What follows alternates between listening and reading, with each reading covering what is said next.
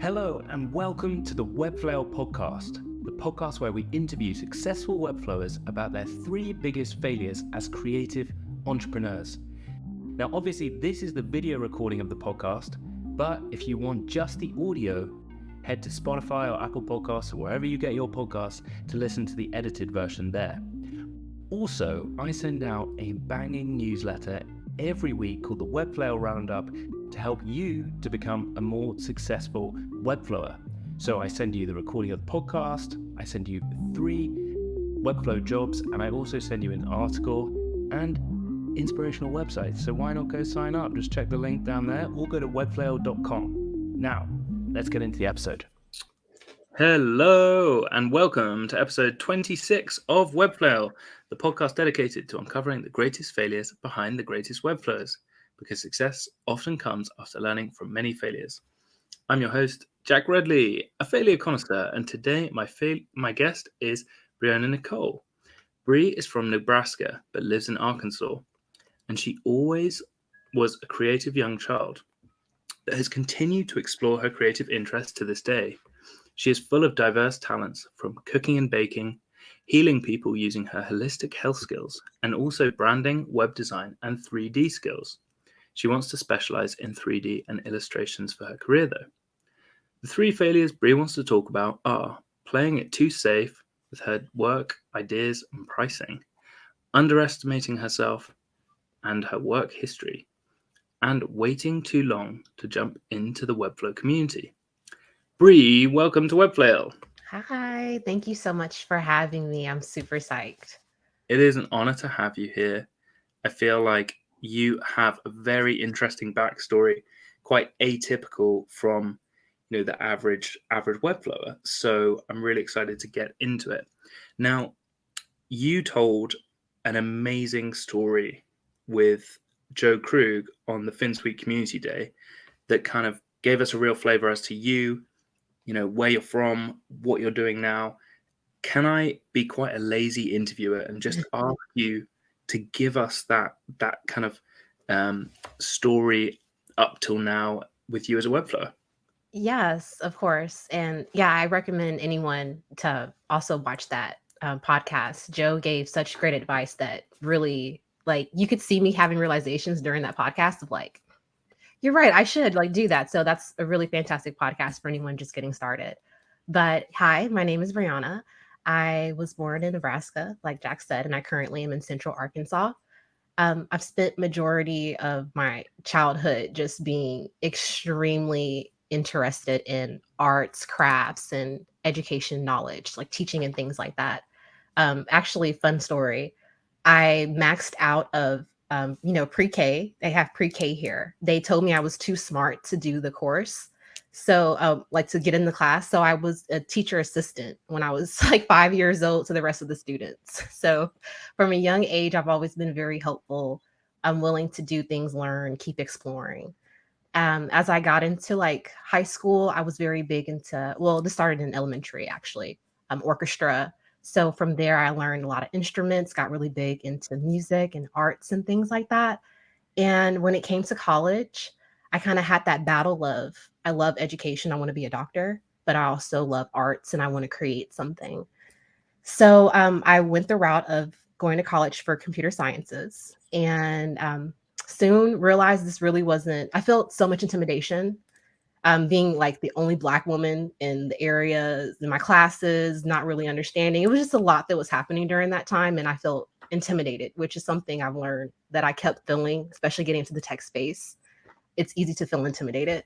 But yeah, so that was kind of the first time I kind of like gave up on myself and what I was doing. But from there, I started working underneath my mentor, who is my cousin, Jennifer. She owns At the Spot Studio in Little Rock, Arkansas.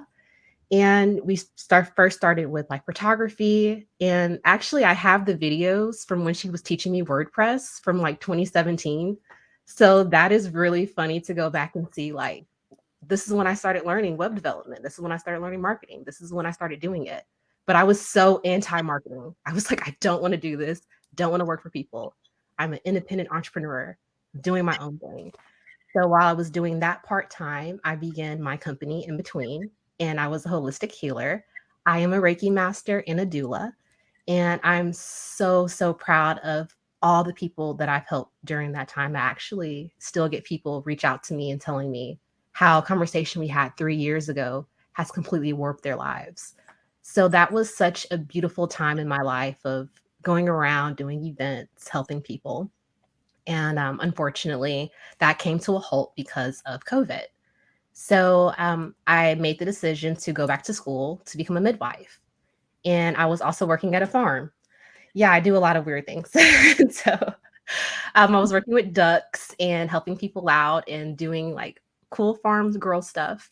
And during that year, I started to experience extreme health problems that were so extreme that we couldn't ignore them anymore. Always been kind of a sickly child, but holistic health. That's why I was in holistic health. So it all worked out until it stopped working out. And my hands kind of start malfunctioning on me. The inflammation kind of got out of control basically. And I found out that I have a rare autoimmune disease called Behçet syndrome. It is an inflammatory disease that affects my arteries, my veins, and my vessels. So everything is affected pretty much. And yeah, I went through a whole year of dealing with the diagnoses, going through the medication phase, doctors, the colonoscopies, all the horrible things. And from there, I was kind of at the spot where I couldn't work. I couldn't create. I couldn't do anything. I was just in bed. And I needed something that brought me back to me. So my boyfriend, he was like, Bree, you love digital art. Here, he bought me a laptop and he said, here, get back into digital art, start figuring something out. Have you heard of NFTs? And I was like, what the heck is an NFT? And that was my introduction to 3D. And I started studying 3D and I was like, I don't really care about the crypto side of it, but this art side, this is so beautiful. Like I can create my own world. The world around me has been closed, but I can create something inside of the computer. So I dug really, really deep into 3D and I was like, oh, I want to get into making games. So I started to learn how to code. I got back into computer sciences and I was like, I already know HTML, CSS. This stuff is easy. JavaScript, oh, fun. I started building like mini games and stuff. This was like last year in January. And as I was doing that, I was like, okay, I could possibly, get a job in tech. I was learning UX and UI, and I was like, I can start in front end, get a job, and start to learn to develop to get into gaming in the future. And as I was learning that, I was taking the Google UX course, and they said, make an account on Webflow to build your portfolio. And I was like, what is Webflow? And I found out quickly what is Webflow. And from there, I was like, oh, this is like perfect. I won't have to learn how to hard code. I could just build stuff with Webflow. So my whole like idea started to pivot. And I was like, let me start taking Webflow seriously and start building out websites. I know how to do this already. This could be something I do while I learn the hard stuff. And then Webflow completely took over my life. And now you have me here today, a year later of like go hard with building beautiful websites and experiences for people on the web. So yeah, that's my little background. Wow. Okay. Thank you for being so vulnerable and sharing so much detail there while also keeping it succinct. That was really impressive. Thank you. It sounds like you kind of follow your nose, as it were. When you enjoy something, you do a lot of it, and that opens doors and leads to new opportunities, and you kind of just go with the flow of life, I guess. Yes. And obviously, when you had this rare autoimmune disease diagnosis, that kind of shut a door in your face, as it were. But then you actually kind of use that to springboard into a completely new direction, which I think is really inspiring. Do you feel that weirdly this disease has actually kind of helped shape your present now? Then, Actually, I have this conversation so much with myself. As much as it sucks, it's not it didn't just start. That's what I tell people. I started my symptoms when I was 10 years old. So it's really shaped me as a person since I was a young child. Like, why am I so holistic? Why do I care so much about health and certain things like that? Like, it was because of me. I thought it was for other people, but it was for me.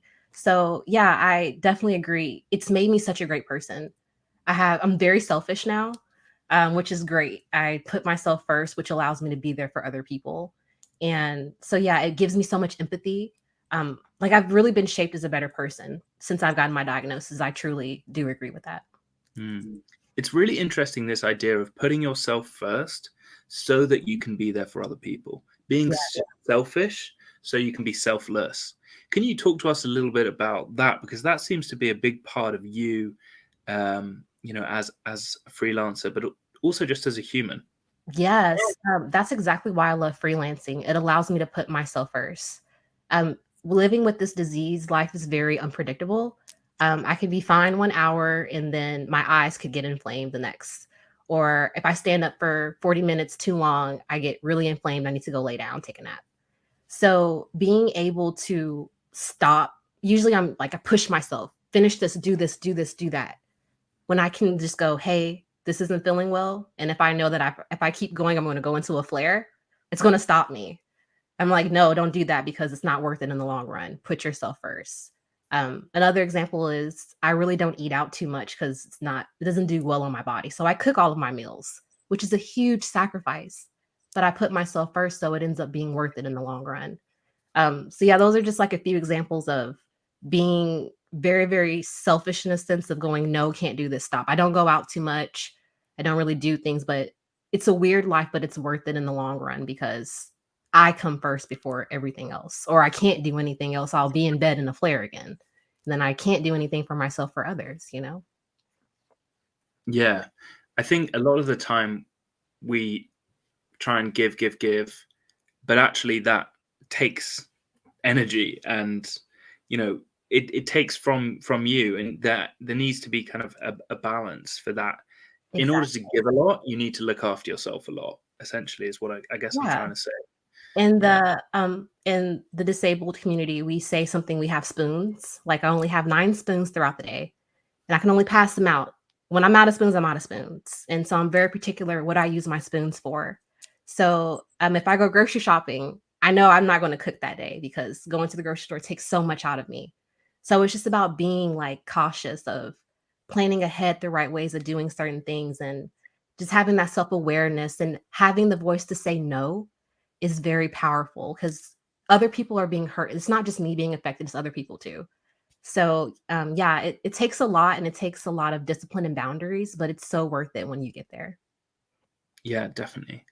And can you tell us a little bit about your 3D stuff? Because I feel like that's a huge part of your Webflow exploration as well. You talked there a little bit about thinking about going into gaming design, and then Webflow kind of took over. But as far as I can see from your Twitter account, you're still doing a lot of 3D, and Yeah. that's merging with Webflow. And can you tell us a little bit about where you're at as a freelancer and where you want to get to with Webflow and 3D? So what's interesting is I didn't really expect any of this. Like it was so interesting. I love 3D because photography reasons. Having the background in photography allows me to really like be good with the lighting and the settings and things like that. So it was originally for photography to do certain things with stuff like the macarons project. I needed a fake project. Like I needed products. So I was like, let's make some macarons in 3D and throw them into scenes and do certain things like that. And that's what makes things stand out. I've noticed people who work in 3D don't really have a way to make them design. Does that make sense? Like a lot of 3D is art and it doesn't really apply design wise to make it make sense in like a website or something. So that's kind of been my thing of like, how do we incorporate this gamification and bring it to make it worth something inside of a website? Or like, what do we do to take something that no one else is really doing in a sense and make it make sense? So that's kind of where my mindset was with 3D. I do really want to get into gaming. That is a huge goal of mine, but I know it's going to take some time, and so I'm not rushing that process. So in the meantime, I'm trying to explore how to incorporate 3D with companies who have products. As much as a pain in the butt e-commerce is, I love e-commerce. And so hopefully I can start gaining some clients to start exploring more with doing product shoots in 3D instead of having to have a photographer do it. It can end up helping and benefiting the companies in the long run. So that's where my mind has been with 3D. Of like, how do we incorporate this with companies, businesses, and marketing and make it make sense? Interesting. So you're kind of approaching 3D from the point of view of how would this impact my freelancing career, with potentially e-commerce clients being the main people that might, benefit the most from 3D products and renderings and things. Yeah, because working in photography, doing product shoots is a pain in the butt, especially when you've spent hours setting up the scene. You take the pictures, you're editing the pictures, and you're like, oh, this isn't it. You got to redo the whole scene, go through all that process again. Whereas in 3D, the scene is still there and we can just manipulate certain things and make a new render. So, yeah, it's like, how can we kind of shake that up? There's a handful of companies who are exploring new things with product shoots. So I was like, let's do that with 3D though. So I'm still figuring that process out.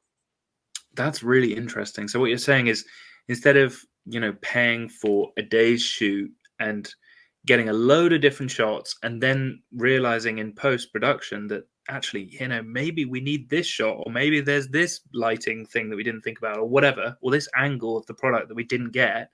What you're saying is, hey, I can all do this virtually, sat at home from my laptop. Just give me the assets. I will make whatever renderings that you want in 3D, and then we can apply that accordingly to your e-commerce website. Exactly. And then even taking it even further, I'll train one of your employees to learn how to do this. We can start getting people in so I can step out. That's kind of my thing. I want to set people up to where I can step out and they can still thrive. Interesting. So on that topic, what advice would you give to someone that is thinking, hey, Bree, I'm seeing what you're doing in 3D and applying it to Webflow. I'm interested in doing something similar, or starting to understand how 3D works. What's the gateway tool that you think you would advise someone to use? And also, how should they think about applying that stuff in Webflow? So first, there's so many layers to 3D. Do you want to model? Like, modeling is a huge, huge thing. Like, do you know anything about 3D? I think that'd be my first question. Are you going to work with existing models or learn how to create your own? And I would play around in Blender. Blender is absolutely fantastic. It's free. There's so many tutorials online. So many tutorials. It's very open community. People are so nice in the Blender community. So I would start playing around with that and start thinking about, like I said, make 3D, take it from art to design. Yes, it can be beautiful and pretty, but how is it going to how is it going to add to whatever it is you're doing? Start thinking about 3JS. I think that's really important. Bruno has a fantastic course that I'm taking, and it's teaching me so much about how 3D interacts with the web, because you're going to start hitting limitations of things you cannot and can do. So be patient with yourself and start small. I think those would be like my biggest advice for people wanting to get in. Awesome. So things that I'm just going to repeat back to you just to check we've got everything for anyone Yeah. that's wondering about how to get into 3D. So learn about the fundamentals of 3D first, and you just said there that modeling is a crucial element, and there's lots of different layers. So maybe first of all, just work out what those different layers are. Yes. Then Blender is a free 3D tool where you can have a really supportive community that will teach you stuff. There's tons of materials online, and it's relatively easy to get in there and actually just get started, at least just messing around. And then from there, maybe once you've got kind of confident with Blender, start thinking about looking at 3JS with this course from Bruno Simon, which I've heard. I always see stuff on Twitter about this guy. Everyone's raving about this course. Yeah, it's fantastic. He's fantastic. He's a great teacher. Okay, so definitely look into that if you're interested in pursuing 3D further. And just circling back to something that you said there, think about taking your 3D objects from art to design. How would you apply that in real life? Can you tell us a little bit? I mean, I know that maybe we can't go into this in too much depth on this podcast, but can you tell us a little bit about how you think about your 3D objects in a website sense, in a kind of, what is this for and why is it here sense? Yes. I actually have a project that I'm rebuilding. I did it for Flow Parties. It was the F1 challenge, actually. It was Mhm. I had a huge dream. It was huge, guys, but it didn't pan out the way I imagined it. And I was working in Spline. Spline is another great tool to just start playing around with 3D. And yeah, so my idea was to have people literally go into the grace. Like I wanted people in the race. I wanted the buildings. I wanted them to see the hotels, to see the everything that was in there. So like my mindset in that, it really starts with some crazy idea, honestly, then I have to refine it. And so like the version that's out currently is not going to be the final. I'm going in actually with 3JS to make it actually the way that I was envisioning it. So like sometimes you'll have a vision that doesn't come out right, but you have to go through it still to fail, I guess, in a sense, on theme to Hey.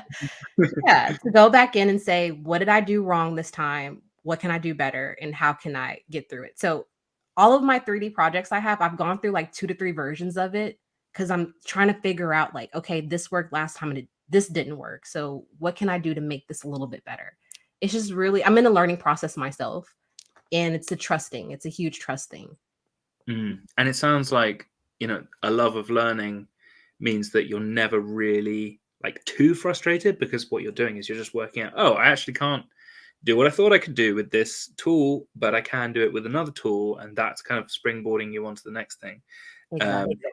and actually, Spline, I think, has like gamification. Yes. You can actually make kind of games within the tool now, which is really cool, because I think Spline is one of the easiest. It's the easiest 3D tool I've found. So if you've ever used anything like Photoshop or Illustrator, I highly recommend Spline. You'll be like, Love oh, fun. okay, I kind of know what the layout's like and stuff. Um, just to jump on the 3D bandwagon. Hey guys, just a quick one to say that I write the Webflail newsletter every week, and it's meant for you to become a more successful freelancer. Check it out at webflail.com, or just look in the link just down there and sign up. Why not? It's free. It's going to be really helpful. Check it out. Back to the episode. We've talked about where you've come from. We've talked about, your amazing creative endeavors at the moment. But what I want to do is to understand a little bit more about your failures and how they have shaped the person that you are today as a Webflow freelancer. So let's jump into those now. Tell Yeah. me about failure number one: playing it too safe with your work/ideas/pricing. Yes. So it's a loaded one, but it all comes together. The first mistake I was making was when learning UX and UI and like front end development. Everyone says niche, find something to go into and find something local, target and go. So I was thinking very locally when it came to web development and design. So I was thinking to just do basic companies. Working under the agency I was before at the spot, we would do basic type companies. I was never allowed to think outside the box type. So my boyfriend's mother actually told me this great quote. She told me, if you're not dreaming big enough, if you're not scared half to death, you're not dreaming big enough. Like if your dreams aren't scaring you half to death, you're not doing enough. And she kept telling me that, and I was like, you're right. Like, why am I trying to stay basic? Like, do something wild, do something colorful, be me. So that's where the macarons project came from. It was colorful, it was loud, it was something completely different. It like shook everything up a little bit when I shared it, and it was perfect. I didn't need to keep myself inside of this box. I needed to put my personality into my projects. I was trying to stay behind a brand, trying to become an agency, trying to like completely wipe my face away. And that was a big mistake that I was making. And yeah, I was playing it way, way too safe in that arena. So when I allowed myself to do like these crazy ideas and crazy sites and stuff like that, that really allowed me to kind of get out of my shell when it came to web development. I think this is a really common problem, though, that you see what kind of the bigger agencies are doing. They've got like, seems to be a big trend with like white and black, big capitalized fonts, and like super kind of minimalist theme, Mhm. that you think, oh, well, that looks professional, but you wouldn't be like, oh, like, I don't know, that looks caring or cozy, or any of Yeah. the adjectives that you might want a person to be described, I think. And it's hard to put yourself truly into your designs, just like it's really hard to put yourself, or represent yourself truly when you meet someone for the first time, I think. Do you resonate with that, or how did you kind of come to realize that you weren't being fully Bree online? That's a good one. I started to notice it really with my designs when I just wasn't happy with them. I was just like, this isn't portraying really my talent and what I can do, what I feel is great for the brand. That's actually why I stopped thinking I'm just making designs. That's why I was like, I have to do the branding too with the company in order to really be able to get that soul out of the company to figure out what is it that we're putting on this website. Yeah, Mm. we did go through that very long phase of minimalist type websites where it was just very clean cut, certain things like that. And that's actually why I love Webflow, because I was seeing crazy interactions, crazy colors, things moving all over the place. And I was like, oh, I can do that. This isn't WordPress. Like, we can actually have fun over here. So the best way that I found to get that out was to actually start incorporating branding when I work with clients so we can actually extract that out and it doesn't just become so basic. But before you were working with clients, you were kind of doing your own projects that Mhm. you just explored and had fun, I guess, and you weren't under the pressure of a client saying, well, we need to think about this. You were kind of just playing. Yeah. But through that playful state, that flow state, you actually kind of realized who you were about and the type of clients that you actually wanted to get. And ironically, Yeah. maybe that work attracted those clients. Is that true for you? It did. That's really crazy you said that without even knowing. During this phase, past year, I was really trying to figure out my style, but that was kind of a messed up because I don't really have a style. I have styles. So it was about exploring those.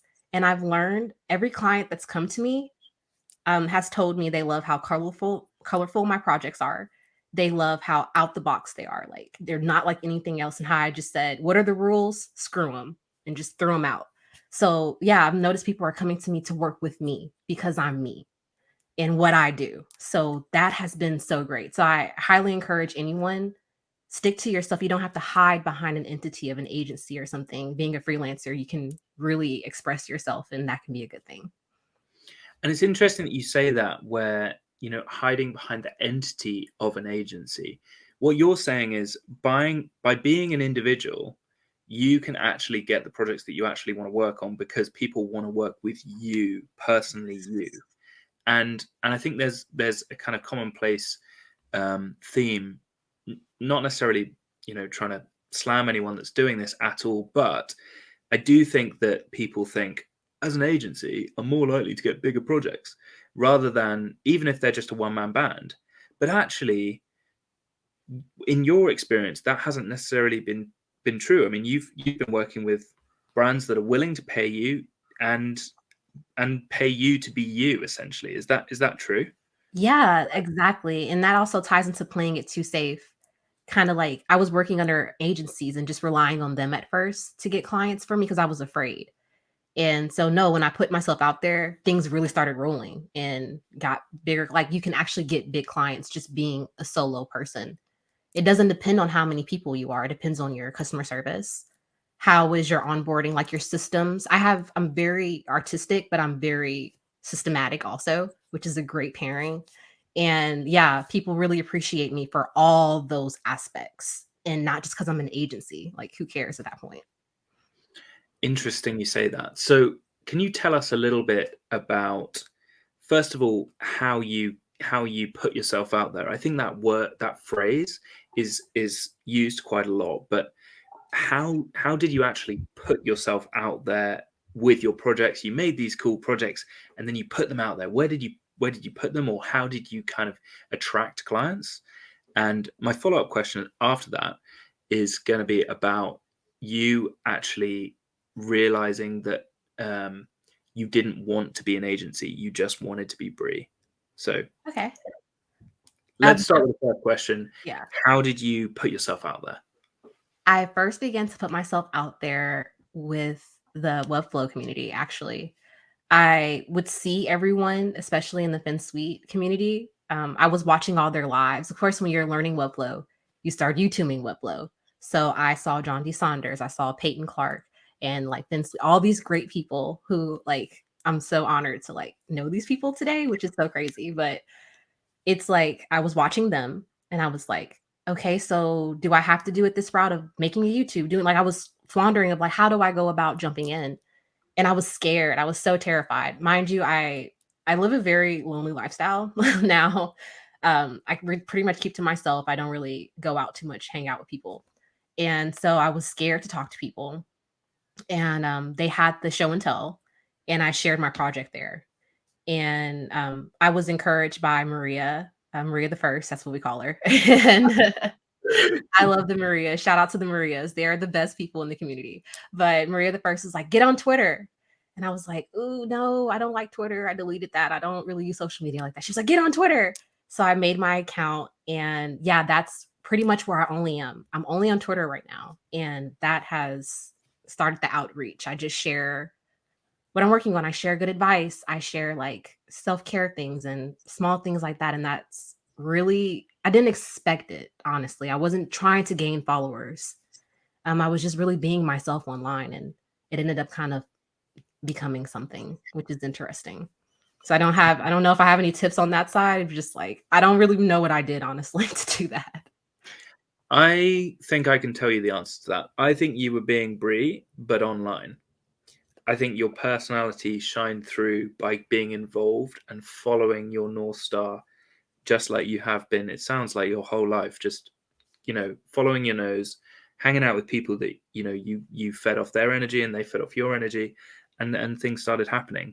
I think every single episode, practically, the advice is get more involved in the community from pretty much every single successful Webflower that I've spoken to.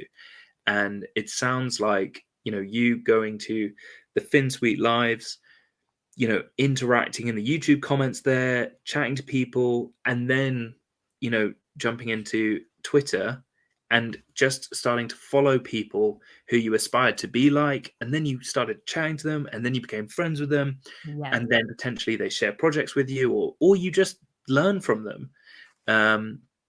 I cannot recommend Bree's advice enough. Definitely for me personally as well. It's been fundamental to my Webflow development as well. Yes. So thank you for sharing that, Bree. You're I actually think you dropped some nuggets without really realizing. So thank you. But we actually are going to talk a little bit more about community for failure number 3. So let's actually focus in on failure number 2 right now. Underestimating yourself and your work history. Yes, this is a really big one. Something I've noticed in the Webflow space is a lot of us don't come from tech backgrounds, and tech is an intimidating space. It is. So when you're coming with this different background, you're thinking, I have to work to get to where everyone else is, and that's going to happen within time. And it's like, no, sis, you had all this talent beforehand. You've done photography since you were in your teens. You've been involved in music, arts, all these different things. So I felt weird calling myself a beginner at a certain spot because I was around other beginners and they weren't where I was.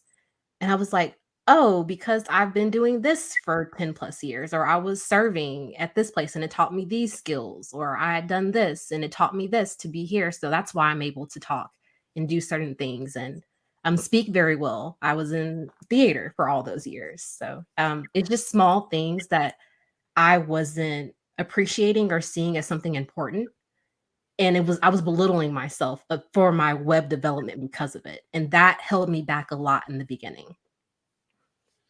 Wow. Okay. So that you didn't realize that maybe you had far more soft skills that actually were vital to do Webflow successfully. It's not just about, the nuts and bolts of actually using Webflow. It's actually how can you conduct yourself in all the things that freelancing entails.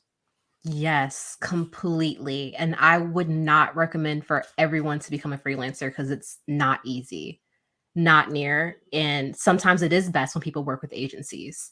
So that's why when people ask for advice, sometimes I try to take the time to learn who they are as a worker, as a person, how they're inspired by certain things, their workforce, and certain things like that. And that will kind of help you know which route you want to go, whether you want to be a freelancer, an agency owner, or work under an agency. There's so many opportunities in the space, so you don't have to box yourself in. Mm. And so, in terms of how you have approached Webflow, do you recommend that other people think about freelancing in the same manner? Like, if they haven't had any tech experience, but they've been working in various different industries for 10 years, what you're saying is, yes, you can. Like, you can do this. Like, you are still well ahead of the curve of, in the grand scheme of, the internet, and Webflow only starting in 2017. Like, you're at the start. So just dive in and get involved in the community. Is that kind of what you're saying? Yes, yes, yes, yes, 1,000%. No matter where you're from, where you come from, even if you're just wanting to learn Webflow for your own personal projects, you never know where that's going to lead you 10 years from now. So don't feel intimidated to not start something because it's not your background. You're totally capable of getting into it. Okay, awesome. And then in terms of advice for someone who's listening, who's like, I'm interested in Webflow, but now I'm hyped to actually jump in and, become a Webflow freelancer potentially. How would you what advice might you give to someone who's starting out in that sphere? That is interesting. There are so many different layers to freelancing that I'm finding that are like, ooh, didn't expect that. So I think my biggest advice, actually, I do have one. Latch on to mentors. Jump in those DMs. Oh my God, I cannot explain how much that's helped me, my networking. There are like 5 people that I can reach out to when I get a pricing for something, or I'm like, how should I price this, or what should I do for this, or oh, I have a lead right now. How does this sound? Other da da da. Like having people you can latch on to help you out, so you're not alone, and you don't have to do it all at one time. So like right now, my biggest thing is like LLCs versus S corp, or like what should I do, taxes, things like that's where my mind is right now. And so I've reached out to the flow party, people in the flow party, and I don't have to do it alone. And I think that's like the biggest thing. No, you don't have to do it all by yourself. That's really, really important advice. Do you think that underestimating yourself is kind of a symptom of being a freelancer, though? I mean, the amount of people that I have on this show who say, yeah, like I didn't think I could, but I did, type thing. Hmm. Why did you underestimate yourself, but then work through that when so many people just underestimate themselves their whole life? Well, I'm working out of desperation. And I joke, but I'm so serious. Like my situation is like on a completely different level where I'm like, oh crap, I'm 27 and this, that, and the other, and I got to do this and I got to do that. And like I'm high anxiety. So I don't know how to do it in a healthy way without like pressuring yourself into a ditch. But like there's no other option for me at this point. And some people do have other options. So that's why I don't like scorn them in a sense. But yeah, like just know where you are in your space and know how to execute. I know that's asking for self-awareness is a lot out of people, but maybe you just need to take that time to gain that self-awareness before trying to dive too deep into something. That's fascinating advice. Okay, so what you're saying is that freelancing's hard. There's plenty of different aspects to freelancing, and you're not saying, "Hey, just quit your job. You can do it. Just go for it." Oh no. What you're saying is make sure through small steps that you have the frame of mind and kind of self-awareness and curiosity to actually kind of take those steps to be a freelancer if that is what you wish.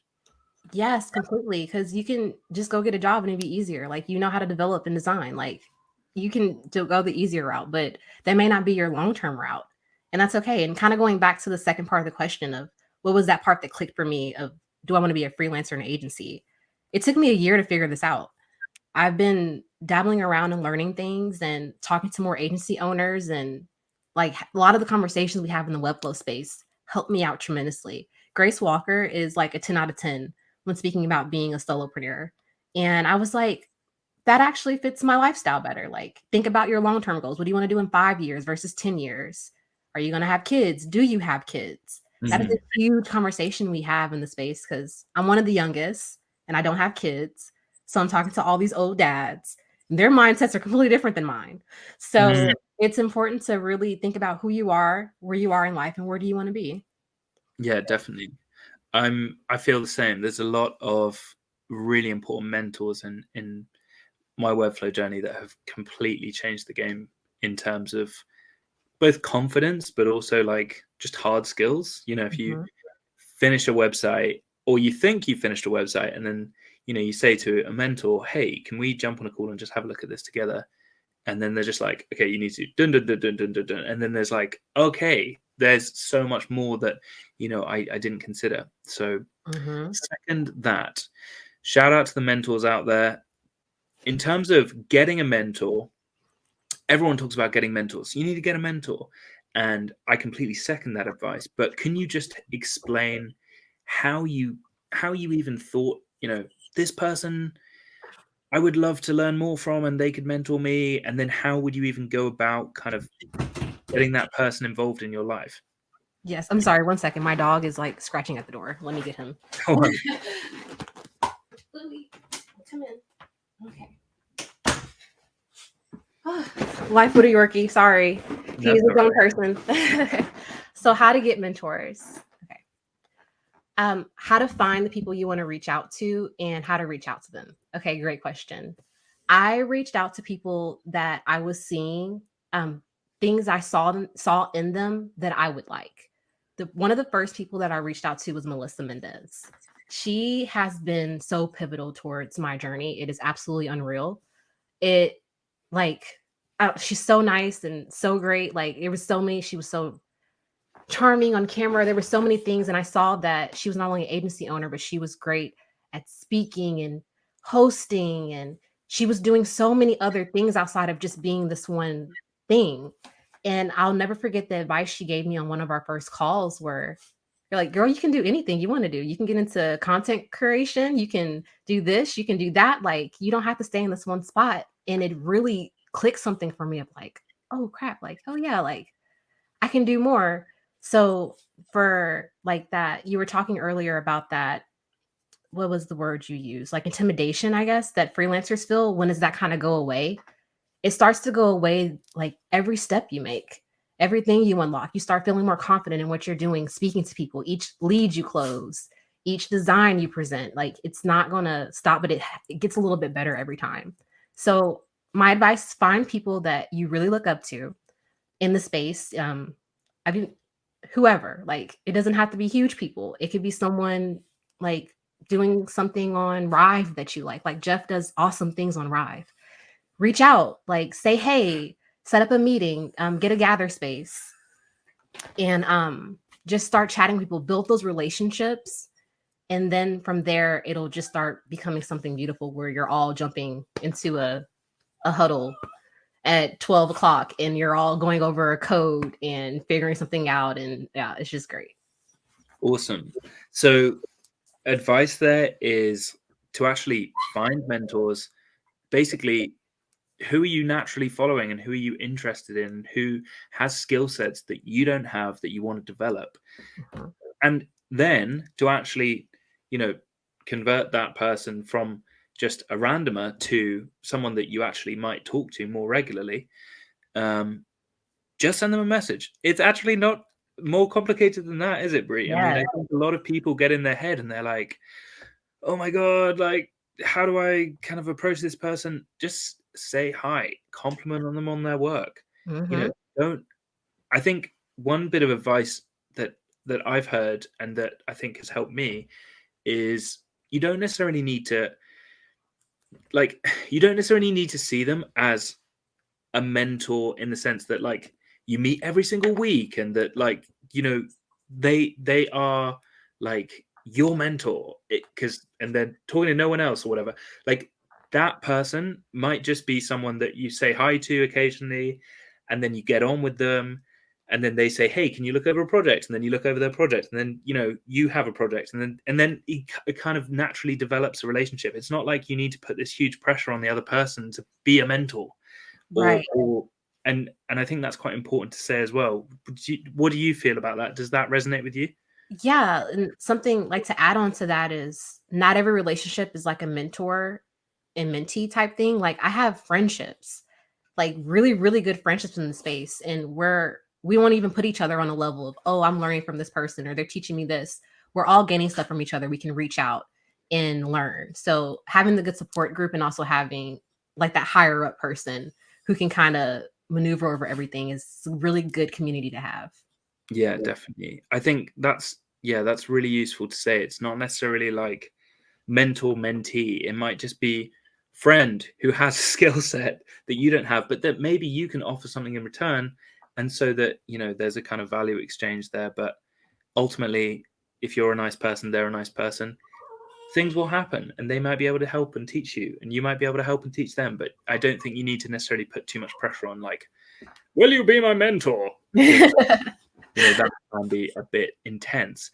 But shout Yeah. out to Melissa Mendez. I think she is a huge, well, I was going to say a huge mentor, but she's a huge friend to a lot of people in the Webflow community, and is so willing to help. She's kind of like this Swiss Army knife, I feel. Like she kind of has a, marketing skill set. She's Yeah. very affable. She just, she kind of oozes like enthusiasm And then um, she's funny, she's beautiful, she dresses well, and like everything about Melissa is I'm like Princess Bree, there's Queen Melissa. So I will always be on the team of supporting everything she does. And like watching her has been absolutely amazing. And yeah, Melissa means so much to me. shout out to Melissa. But it's really, really helpful for you to explain, about mentors and kind of how that's helped your journey, because I think a lot of people are like, how do I get a mentor and stuff? And I think actually just, reaching out and saying, hey, I love your work, and just follow them and comment on their posts, reply to their newsletters, whatever it is, can turn into a relationship, which is like a friendship, and there's a kind of nice value exchange that can happen there. I'd also say, just to add to what you just said while we're on the topic, is that success leaves clues, right? Like you don't necessarily need to have a mentor that you speak to every week, and whenever you have a problem, you contact them. Like it's not necessarily like that. You can, mentors aren't scalable. I think Seth Godin talked about this, where like not everyone can be taught to play basketball by Michael Jordan. Not everyone can get taught football from Messi. Whatever, a backhand from Serena Williams, whatever the anecdote is. My point is that what you can do instead, if someone is like, super busy and potentially just can't, you want to learn from them, but you can't necessarily get on calls with them and stuff because they just don't have the time or capacity. You can just follow what they do and learn from them by just looking at their success and kind of reverse engineering that. And that's something that I think is also quite powerful to think about. Yes. Do you have anything else to say about mentorship? Sorry, I kind of went on a rant there, but I do think this is important to talk about for anyone that's listening, and is like, how do I kind of, do mentorship or think about mentorship? And actually, when you were talking, it reminded me of something. And I talked to Devin Fountain a lot about this. He's a great designer. And we were talking, I was like, you've been in the space for such a long time, you forget what it's like to be a beginner. So sometimes as a mentee, we can feel like we're not providing much for the mentors, but we are actually helping them tap into the mindset of beginners to make content, to do certain things. So that relationship can be very beneficial in multiple ways for everyone. Yeah, definitely. I've had this with a guy called Tristan Adlington, who you might have seen. He's done, he had this Notion doc, which is a like website checklist. And I was just asking him questions about the website checklist because he wanted to put this website checklist on Twitter and ask people to comment on stuff. And I just said, hey, why are you using this here? Why are you using this? And as he was explaining it, he realized, oh, yeah, I should add this. And this is actually, maybe I need an explainer above this. And there's things like that that you might actually be inadvertently helping someone else by asking what you think might be kind of silly questions, but actually they might be really, really helpful questions. So, yeah. Exactly, because we're not all in the space where we're wanting to create content or build courses or do certain things, but we can all help in that process of making sure it does what it needs to do. Yeah, definitely.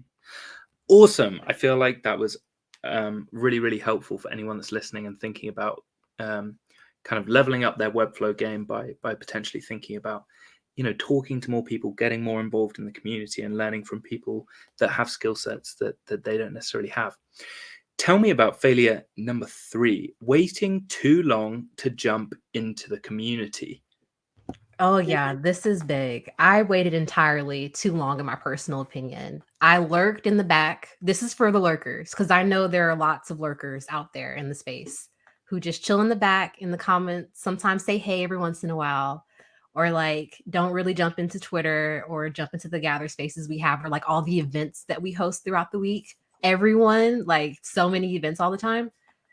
I waited way too long. I was very shy of like, oh, I don't know what I'm doing. I'm not like the best or doing certain things. And because of that, I feel like I missed out on so much in a way. The FOMO kind of kicked in. But yeah, like my advice with that is don't wait too long to just say hi or to reach out or to feel like you have to be at a certain level in order to compete or to do something. Like the community is so open and there's so many areas to fit in. So yeah, I waited way too long. Yeah, definitely. And I think sometimes when people say get involved in the community, they're kind of like, cool, like what community? Because there's kind of interesting development, I think, in the Webflow community in the past, I'd say quite recently, maybe in the past couple of years. There seems to be kind of like different little subgroups forming. And what I think is what I've found personally is that you find your group by talking to people and just taking part in different group events, and you kind of find people that you naturally align with and that you feel kind of have the same energy and outlook as you, and you but you, is that the kind of advice that you give to someone who was like, yeah, cool, Bree, join the community? What does that actually mean? How does that play out? So for me, I will definitely say being a part, if not only being in the communities, but also supporting communities. Mm, mm, Majority of the like live shows, you probably will see me in there. I will always try my best to support people. That has tremendously helped build my reputation in the space. A lot of the work you're going to end up getting will not be from outside people. It's going to be from the people in the community. When you show your work, like Diego says, show your work always, no matter what stage it's in. Go for it. Let people see what's happening. Start getting that feedback early. And just like being vulnerable in a sense, definitely has helped me get to where like people know me. And so when you're just like lurking in the background, people aren't getting to know who you are as a person, as a designer, as a creative. Whereas when you're jumping into a flow party and then you go to No Court North and then you go hang out with the Floxies and then you go like all these different areas and you're meeting these people, there's challenges. mm. The flow party challenges, 10 out of 10 have forced me to become a better developer and designer. I've done 4 of them. I believe there's 4 out right now. I didn't do the last one for the portfolio, but I did the rest of them. And I seriously don't think that, well, I know for a fact the Alyssa's Animal Sanctuary project has gotten me 2 clients so far and lots of leads. So you never know what's going to happen when you're in these like groups. You meet certain people, you can become part of the committees, you can start working with designers that you really admire and learn from them. Like there's so much more that comes from being a part of the communities outside of just being in a live show. Like, no, those relationships start building and you start growing as a person. Yeah. So what you're saying is taking part in live streams and like gathers is kind of just the tip of the iceberg. Actually, that's where you kind of say hi. It's a bit like opening the door to a party. Like you open the door when you go to those type of things, but actually like to go in, say hi to people, etc. You do need to um, do a little bit more than just go along to the live shows. If you want to take part in the community stuff, which as Bree's mentioned, like it definitely helps, make you a better designer and developer, especially with the challenges, and it can lead to work because you build relationships, like you say, and you build your portfolio. Yeah. And another huge thing for me, like I always say, Flow Party, I look forward to Fridays every single week because we're going to hang out, and there's going to be a after party. It's probably going to be 7 hours long, and we're all nerding out, just hanging out and chatting. But a lot of us work from home. A lot of us don't have friends and families that we can chat with all the time. So getting that connection with people is so important to me. Like as much as I value what we learn, I'm just so happy to be around, and we chat and we joke. We have our inside jokes, and people jump in and out the party, and like big names come in, small people come. We're always so excited. We're sharing our work, and it's so powerful in its own small way. That's awesome advice. So for someone that's thinking about, okay, cool, I'm sold on the communities, Bree, where do I actually go? So there's Flow Party, which you've spoken about a lot with Melissa Mendez. There's No Code North, which is a Canadian Webflow group, which is Penny Ola Renshaw, Maggie, Jeremy LaRue, yeah. And then you've got FinSuite Lives. Yes. I'm a Pro. Yeah, FN Pro. You can join their is it Patreon community? Their community. It's right now. It's on Slack. Okay, it's a Slack. And there's the internal one also. Okay, yeah. There's a Slack community. Timothy Ricks has got his Patreon group, which if you are, yeah, but I think maybe if you're like right at the beginning of your Webflow journey, maybe Flow Party, New to the Flow as well by Lish. That's really good. Shout out to Lish. Shout out to Lish. She's awesome. So yeah, we forgot the proxies. We have proxies, of course. Yeah, with Claudia. Yeah, that's awesome. Oh, there's State of Flow, which I have joined. Yeah, I'm helping out with them this year. State of Flow. Another thing about communities. So this is something that Raymar talks about a lot. He wants to start building more, especially for like we forgot about Cafe. Webflow Cafe. Yeah. Yeah. There's so many. There's so many people you can join. Like depending on the area you're in. I know that they're wanting to build more things for personal stuff for people to come in. I know for myself, I would absolutely love to help like disabled people or even like a group for Black women. There's not a lot of Black women in the space, and I would love to start encouraging more people to not feel intimidated to be in the space. Like if you see a community that's not doing what you want to do, start building it. Reach out to people. They will definitely help you with that process. Yeah, definitely. And I would add to that like there is a community for everyone. Like if you're like, yeah, Jack, cool, but I don't really know. Like, trust me, there is a community for you. If you are more of a dev that's coming to Webflow, if you're a coder who's coming to Webflow and maybe you're more experienced, there's the Wiz community. Yes. FN Pro. There's Timothy Ricks' community. I would say they're more for more experienced Webflowers, or at least people in the internet space. And then you've got maybe at more beginners end, you've got Flow Party, you've got New to the Flow. New to the Flow is really important to shout out, and they're free, they're fun, they're also hugely beneficial for you to develop and grow. And I can't recommend Bree's words enough. Like, get involved in community and don't just lurk. Like, stop lurking. Stop lurking. And start twerking. No. Yes, that's it. Literally.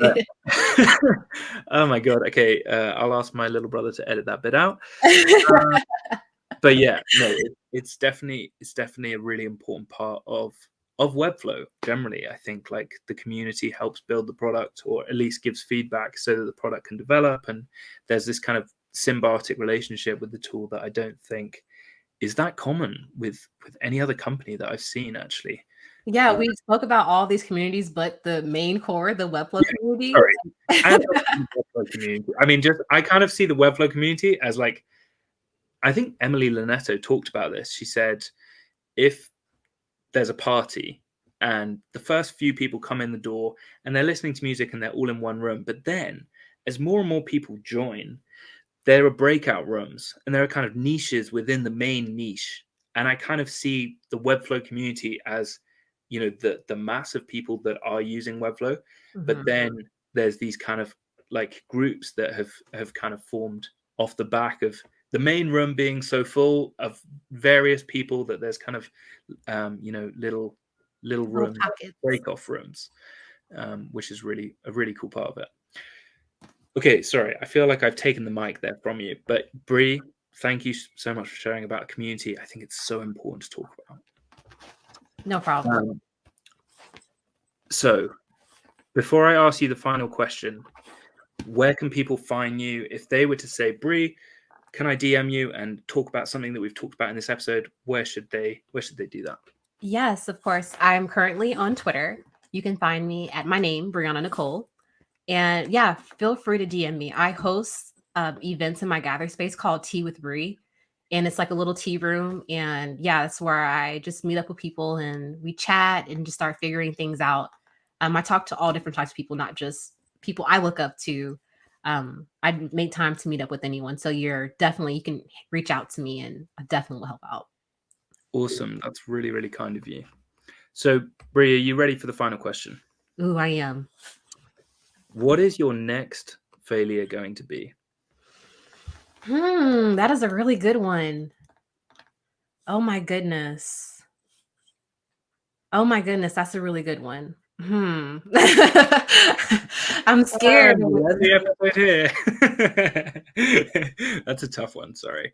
I feel as if the next failure I'm going to have is probably going to be underselling myself in a project. And yeah, I feel like I'm currently kind of in it, but it's been kind of worth it in a sense. When you're first building your portfolio, you're just taking any type of job that'll come towards you. You're not thinking about your daily rate, how much you should be charging monthly, how much is this project actually worth, or value-based pricing or things like that. I feel like that's kind of the stage I'm in right now of my failures of like, oh, I'm really cheap, but it's okay. Like I'm building and I'm learning. So that's definitely where my failure is currently. My next failure, I feel. Interesting. And if you had to give any advice, I realize that we've kind of gone through all the questions, but I also really want to just jump in on this. Do you feel that, you know, as you start out, you start, you know, charging whatever you want to charge, but it's not that much, and then gradually, you know, you're thinking about growing that price in proportion to the kind of projects that you're doing and thinking along value-based pricing lines? Is that kind of how you're approaching this? Yes, completely. Like I'm working brand to build. That's the conclusion that I've come to as a designer. That's what I want to do. So it's about learning different types of branding sprints that a company will need.